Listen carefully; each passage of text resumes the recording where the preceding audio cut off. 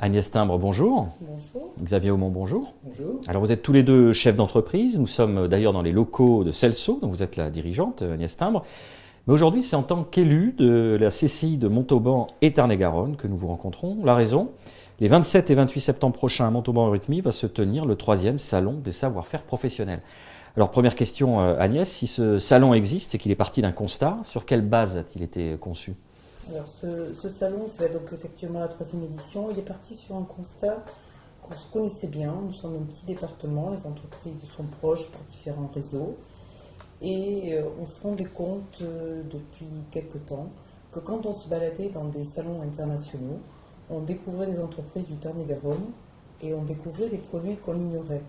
Donc à partir de ce constat, avec Alain Pétou, qui est également élu à la Chambre de commerce, nous avons décidé de proposer au président de monter ce salon pour que les entreprises apprennent à mieux connaître leur savoir-faire et leurs produits, voient ce qui se passe, mais pas uniquement on fait telle activité, etc. Et si on en est à la 3e édition, c'est que c'est un succès et que l'on va avoir plus de 70% des entreprises qui reviennent et qui plébiscitent ce salon.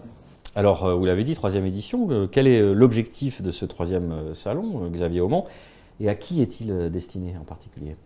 Alors l'objectif de ce 3e salon, c'est de créer le réflexe pour échanger autour des savoir-faire de chacun.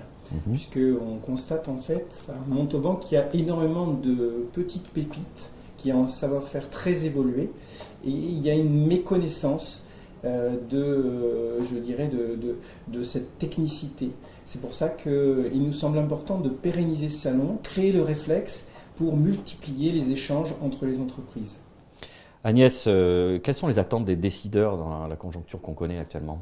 Je crois que malgré une mondialisation à tout va, il est temps, et c'est je pense le ressenti des grands donneurs d'ordre, de s'appuyer sur des partenariats de proximité pour optimiser non seulement les flux, les échanges, pour pouvoir optimiser également et créer des synergies inter-entreprises et gagner en compétitivité.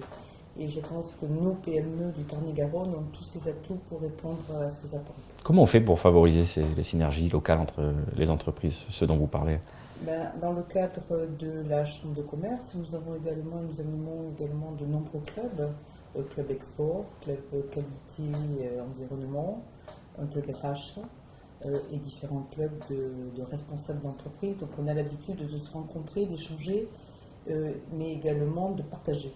Je pense que le partage, c'est important. On est chacun bien seul dans nos PME. Et pouvoir s'appuyer sur un réseau, je pense que c'est des moments privilégiés de pérennité de nos entreprises. Xavier Aumont, en quelques mots, les nouveautés, les temps forts de cette nouvelle édition ? Alors déjà les dates, les 27 et 28 septembre. Alors il y aura 5 conférences. Une conférence sur la sécurisation des données, aussi une conférence très importante sur le grand carénage de Golfech, qui sont des grands travaux autour de la centrale de Golfech.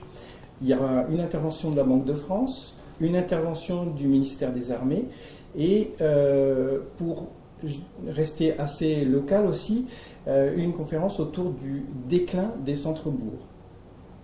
Ensuite, nous aurons des temps forts entre entreprises autour du job dating, bien sûr un petit focus sur l'apprentissage, donc sur les échanges avec l'école entreprise, des rendez-vous d'affaires et un point important aussi, le trophée qui cette année est volontairement orienté autour de la mutualisation pour la création d'un nouveau produit.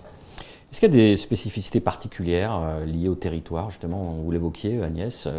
Qu'est-ce qu'elles ont finalement, les entreprises du Tarn-et-Garonne ? Comment elles se caractérisent ? Ce sont des entreprises qui sont... Il y a beaucoup de leaders mondiaux, des pépites, des gens que l'on ne connaît pas oui, on le sait pour peu. le commun des mortels. Il faut qu'on soit dans le faire savoir. Voilà, mais aussi bien du fait de la proximité et du bassin aéronautique, d'une part. Également, un pôle très important, c'est l'agro. Tout ce qui tourne autour de l'agro, avec des sociétés comme la MAF, Apsogère, qui sont des leaders mondiaux dans leur domaine, qu'on ne connaît pas bien, et qui s'appuient sur tout un réseau d'entreprises locales, Et donc, ce sont des entreprises, on a aussi des entreprises dans le ferroviaire, donc régulièrement, si on notait le nombre de grands donneurs d'ordre qui viennent dans notre département, on serait surpris. On a une belle liste à faire. Pour conclure, si vous deviez convaincre les décideurs de venir au salon en une phrase, comme on dit, on pitch un petit peu, qu'est-ce que vous diriez, Xavier? Venez découvrir les entreprises et le savoir-faire de votre territoire. Et vous, Agnès? Venez voir toutes nos pépites, vous allez être surpris. Merci à tous les deux. On rappelle que le salon prendra place les 27 et 28 septembre prochains à Montauban, Eurythmie. Merci. Merci.